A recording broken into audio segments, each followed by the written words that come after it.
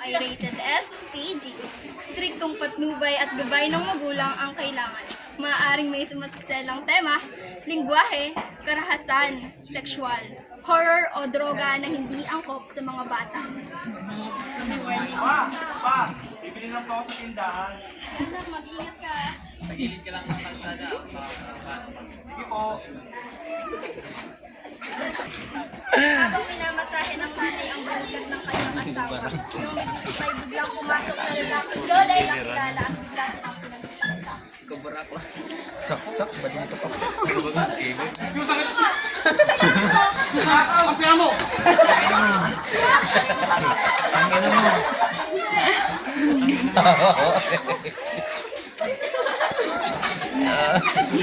Init. Sila lang pinutukan. Ang nangyaring ito ay nasaksihan ng batang si Ivan na kararating lamang at nagtago sa para hindi makita ng lalaki may hawak ng bubuang kutsi. Literal lang pinutukan talaga. Agad naman itong nakilala ang lalaki dahil sa tattoo nito sa liig.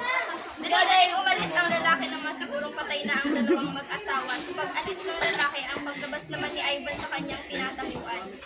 Ma! Ma! Hindi ko mga ito sa inyo!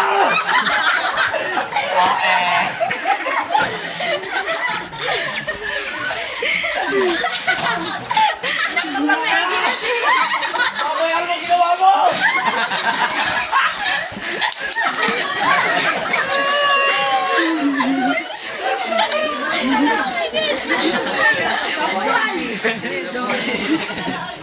Ilang taon ay hindi pa rin nawawala ang galit ni Ivan sa kriminal. Ang tanging palatandaan niya sa kriminal ay ang tattoo nito sa liig ng puwis, buwan at ang malamang imahe nito sa isipan ni Ivan. Siya ay nagpalakas at nagplano kung paano niya papatayin ang salarin ng pagkamatay ng kanyang mga magulang. Sisiguraduhin kung pag nagkita tayo.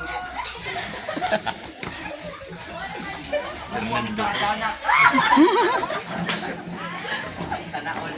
Buhay ang iyong kinuha. Buhay rin ang iyong kabayaran.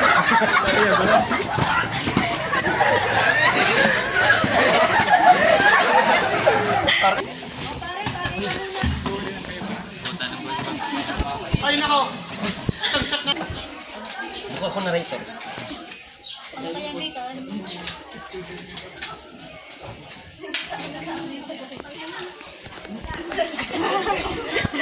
Laki ng baris mo ah.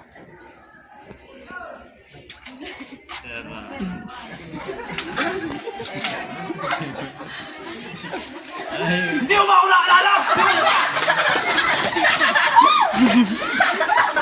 Hindi mo ba nakalala? Hindi! Ikaw nakalala ko! Hindi ako nakilala! Ako pumatay sa mga magulang ko! Hindi ko nakilala yun!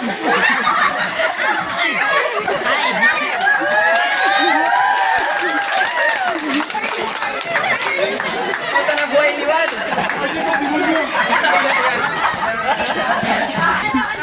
Nagbilidan din.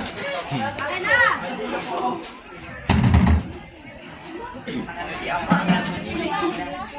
Si ama mo na nagkukulong kaigin niya. Kaya Buhay ni Juan kaya wala na second chance. Na-reincarnate.